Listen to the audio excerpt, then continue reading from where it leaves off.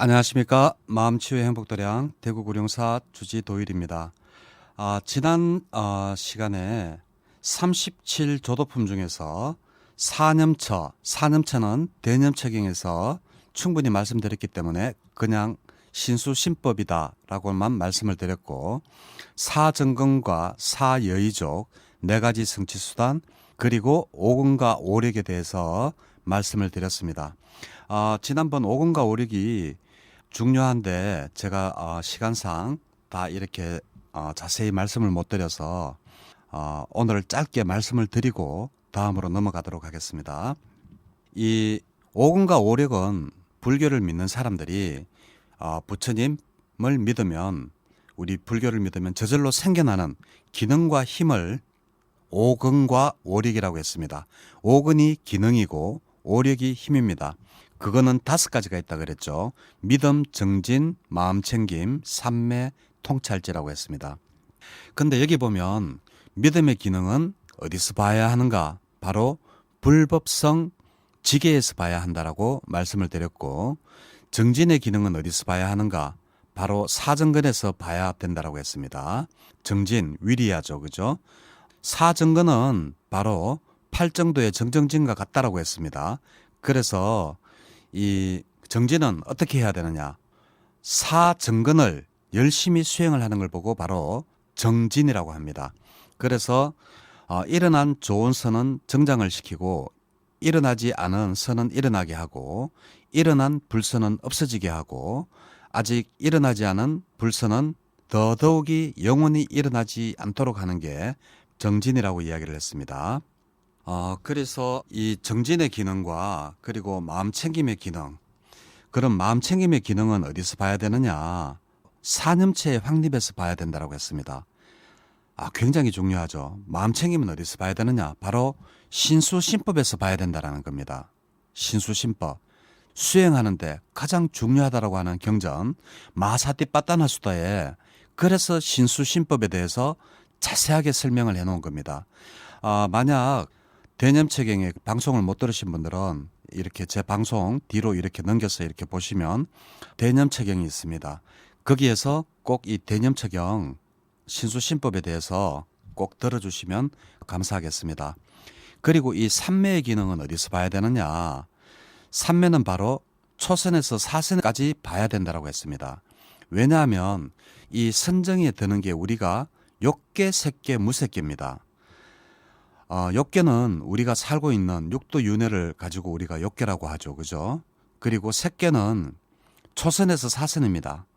그리고 무색계는 이제 공무변처, 식무변처부터 해서 비상비비상처까지죠.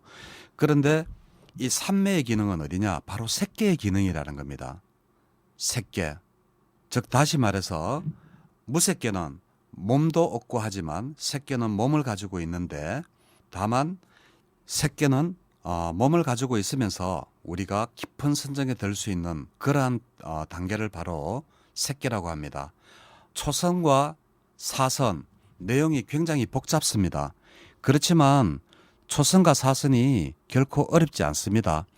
초선 1선, 2선, 3선, 4선이라고 하는데, 이 초선은 뭔가 하면 육체적인 괴로움을 없애는 것을 초선이라고 하고, 2선은 정신적인 괴로움을 없애는 것을 2선이라고 합니다. 3선은 정신적인 괴로움을 없애는 것을 3선이라고 하고, 4선은 정신적인 즐거움을 없애는 것을 4선이라고 합니다. 그래서 1선, 2선, 3선, 4선, 초선은 육체적인 괴로움의 소멸, 2선은 정신적인 괴로움의 소멸, 3선은 육체적인 즐거움의 소멸, 4선은 정신적인 즐거움의 소멸을 나타냅니다. 그래서 경전에 보면 여러 가지 이렇게 길게 설명이 되어 있지만, 초선, 2선, 3선, 4선을 구분하는 것은 우리가 육체적인 괴로움의 소멸을 했느냐, 정신적인 괴로움의 소멸을 했느냐, 그리고 육체적인 즐거움을 버렸느냐, 정신적인 즐거움을 버렸느냐에 따라서 1선, 2선, 3선, 4선으로 나누어진다는 것. 이것은 바로 상류따 니까야와 앙구따라 니까야에 나오는 이야기가 되겠습니다. 그래서 뭐 초선을 길게 설명하고 이선을 길게 설명하고 하지만 그런 거 필요 없습니다. 내가 지금 육체적인 괴로움에서 벗어났다라고 느껴지면 초선입니다. 그리고 정신적인 괴로움에서 벗어났다라고 하면 이선을 성취한 겁니다. 그리고 삼선은 육체적인 즐거움은 난 이제 육체적으로 저런 게 해도 즐겁지 않아.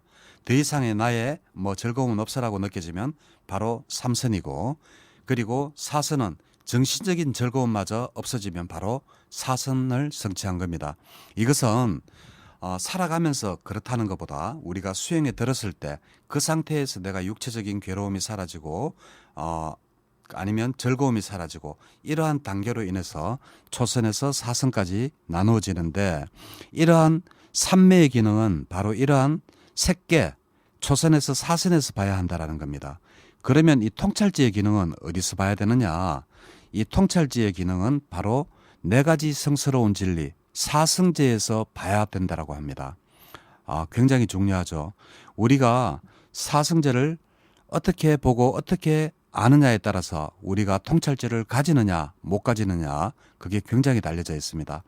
사성제를 우리가 깨달으면 그 안에 연기법도 깨달을 수가 있고, 그리고 그 안에 제법무화까지 우리가 깨달을 수 있고 재행무상까지 깨달을 수가 있습니다.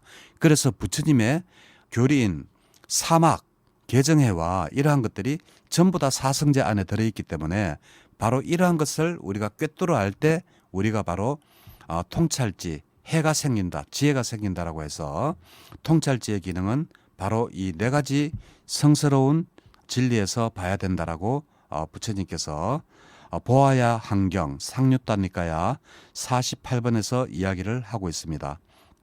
자, 37조도품 중에서 이제 칠각지는 뭔가 하면 깨달을 각자입니다. 그래서 7가지 깨달음을 주는 가지입니다. 그래서 7가지 방법이다 이런 뜻이죠. 그래서 이 7가지에는 바로 택법각지, 정진각지, 희각지, 그리고 제각지, 사각지, 정각지, 영각지 이렇게 해서 7가지가 있습니다. 뭐 이러니까 뭐 막 어렵죠, 그죠? 저는 근데 이거를 외울 때 이렇게 외웁니다. 염택정의 경정사 이래 외우면 앞에 첫 글자만 따서 외우면 굉장히 쉽습니다. 그래서 염택정의 경정사. 그래서 자, 택법각지는 뭐냐? 내가 어떠한 수행을 할 건지 내가 지금 알아차림을 하는 자 몸에 대한 것을 일어나는 것을 내가 지금 알아차리고 있는지, 아니면 마음에서 일어나는 것을 알아차리고 있는지, 몸에서 느낌이 일어나는 것을 알아차리고 있는지, 그러한 것을 잘 선택을 해가지고 나에게 가장 강한 임팩트한 그러한 것을 알아차리는 것을 무엇을 택하는지, 그러한 것들이 바로 택법가치가 되겠습니다. 그리고 정진각지는 뭐냐? 정진각지는 수행을 할 때 한쪽으로 너무 치우치지 말라는 겁니다. 예를 들면 너무 막 고행을 한다든지 그리고 너무 편안하게 한다든지 그렇게 하지 말고 바르게 정진하라는 겁니다. 그게 바로 정진각지가 되겠습니다. 부처님께서 그런 말씀을 하셨죠. 나는 하루에 살 한 톨로 견디면서 이제 수행을 해봤다.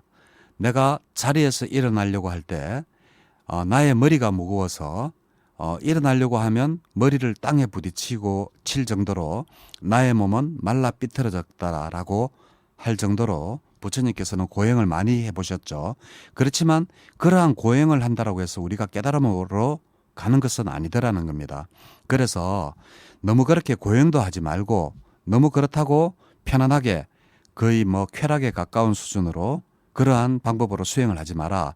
정진각지는 바로 적당하게 알아서 수행을 하라는 그러한 것이 바로 정진각지가 되겠습니다. 그리고 희각지는 뭔가 하면 이거는 수행을 해보면 압니다. 굉장히 그 속에서 환심이 일어납니다. 어떻게 말로 표현을 할 수가 없습니다. 그때의 그 기쁨은 우리가 차를 새로 사거나 뭐 좋은 옷을 사거나 명품을 사거나 하는 그런 기쁨하고는 완전히 다른 그러한 기쁨입니다. 이거 참 말로는 설명을 정말 할 수가 없습니다. 그러한 기쁨이 일어나는 그러한 기쁨을 느껴봐야지만이 우리가 수행을 더해서 깨달음으로 갈 수 있다라는 겁니다. 그래서 이 희각지는 말로 설명은 할 수가 없지만 굉장히 속에서 뿌듯하면서 말로 표현할 수 없는 그러한 기쁨이 일어난다라는 겁니다. 그러한 것들을 느껴봐야 된다라는 겁니다. 그리고 다음에 이제 제각지가 되겠습니다. 제각지는 우리가 수행을 할 때 나쁜 견해가 굉장히 많이 일어납니다. 그게 뭔가 하면 내가 이거 알아차림만 한다고 해가지고 과연 내가 이거 아라한이나 이거 과를 얻을 수가 있을란가? 아니면 이거 호흡만 바라본다고 해서 느낌만 바라본다고 해서 이게 과연 수행이 되는가? 이러한 나쁜 견해가 많이 일어나고 또 수행을 해보신 분들은 다 아실 겁니다. 잠깐 동안에 호흡만 바라본다라고 이렇게 알고 있는데 언제 이 번뇌가 일어나는지 우리의 이 번뇌는 금방금방 일어납니다. 그래서 번뇌는 마치 경전에 보면 도둑과 같이 들어온다라고 이야기를 했거든요. 이거 수행해 보면 틀림없이 그렇게 알 수 있습니다. 틀림없이 호흡만 바라보고 느낌만 바라본다라고 거기에 집중을 하고 있는데 언젠지 모르게 이 번뇌가 들어와서 내가 또 다른 망상을 하고 있는 것을 알 수 있습니다. 그래서 이 제각지는 그러한 나쁜 견해나 번뇌를 끊어버리고 바른 선근을 가지고 바른 믿음을 가지고 그렇게 해서 수행을 하라는 게 바로 제각지입니다. 자, 그리고 이제 사각지가 되겠습니다.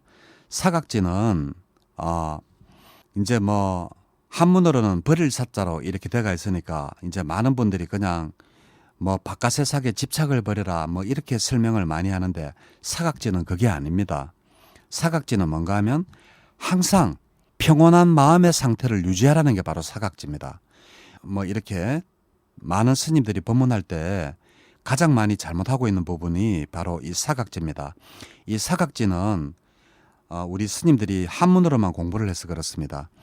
사각지가 버릴 사자이기 때문에 바깥에 집착하는 마음을 버려라, 마음을 끊으라, 참되지 못한 추억을 끊으라, 이런 식으로 이제 법문을 하시는데 그게 아니고 사각지는 빨리로 보면 완전히 마음이 평온한 상태를 보고 사각지라고 합니다. 어떠한 번뇌나 잡념 이러한 것들이 사라지고 마음이 항상 들뜸이나 후회가 없고 그러한 해태와 혼침이 없는 그러한 상태를 꾸준하게 유지하는 것, 그게 바로 사각지가 되겠습니다. 이러한 사각지가 없이는 우리가 깨달음을 얻을 수 없다라는 거죠. 그래서 7가지, 지금 현재 7각지에 대해서 말씀을 드리고 있는데 이 7각지를 통하지 않고서는 우리가 깨달음의 길로 가기는 어렵다는 것이 바로 7각지입니다.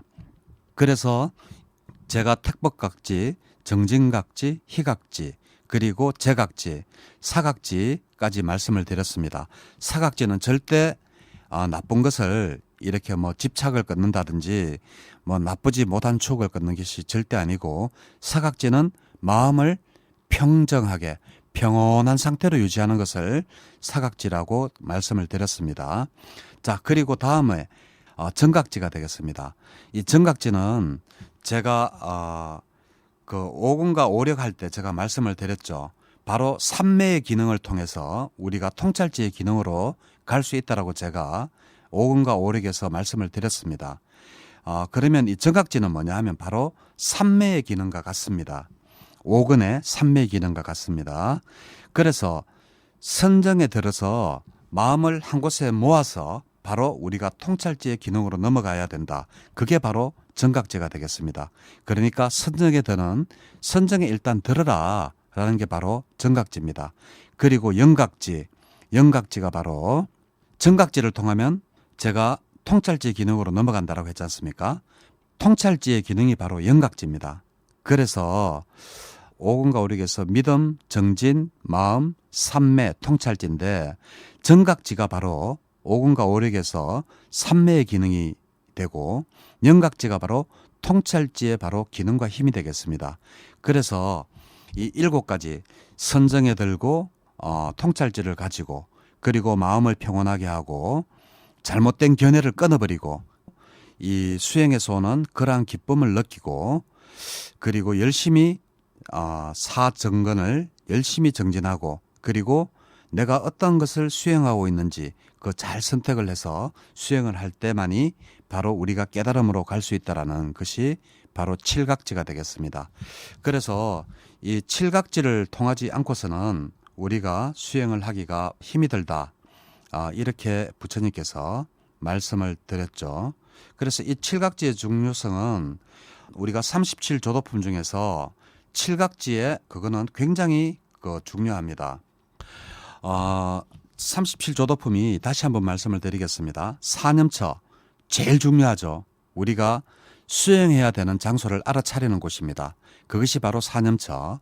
그리고 두 번째 사정건, 사여의족 네 가지 성취수단이라 그랬습니다. 오근, 오력, 칠각지, 팔정도인데 오늘도 하다 보니까 벌써 칠각지를 말씀드렸는데 시간이 다 됐네요. 예, 오늘은 여기까지 하도록 하겠습니다. 감사합니다.